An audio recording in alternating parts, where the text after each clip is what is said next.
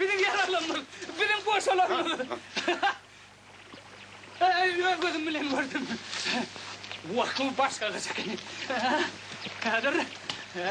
Bakayım. Ağırlıkla nana Ankara'da asıp duruyordu ya. Benim yaralanmır tapırlayıp boşalır mı? Feridin. Ne efendim? Feridin ağaçtan atımı dur, Feridin yukarı. Nerede? Feridin yukarı, Feridin boşacıklar mı? Hala boşanamı da atımı dur. Yönü neydi bana? Sen tapılarına şükür et. Alman umralacı olur.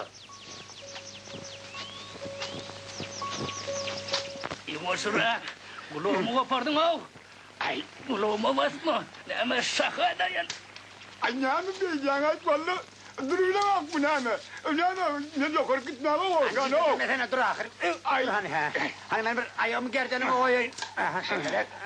Dur ben. Sen nesiniz şeydin beni gidecek. Niye? Bıtılacak bolup durur hani. Bolum benim başıma.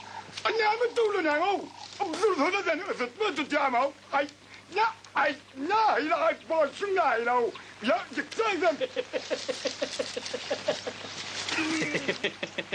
Ben tüküremem tabi abi. Gül zaten yapmamıştı. Ay sen değerledin o. Bunlarla basıva tapan atmış. Ay. Titremeden o. Ay. Vay cımbır. Nerede ay? Hani kulkuyun betesene. Menesinin yaltantı kulkuyun ömrüm eşten değerlerin. Ağzına niye ayıptık kocan kolla Dur yanımda samoy? diyen. Ay. Bana diyen mi? Vay. Ora! Kayıt! Kayıt!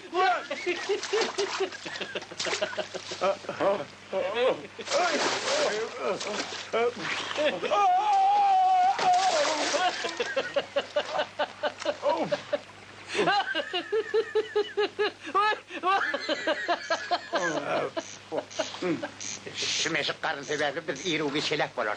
Ben ölüm ya değil. İyi. Bak şu vasıl merdivan olaydı. Hatta yıptınım olsa olacaklar. Yüpü nereden ayda? Kan nereden?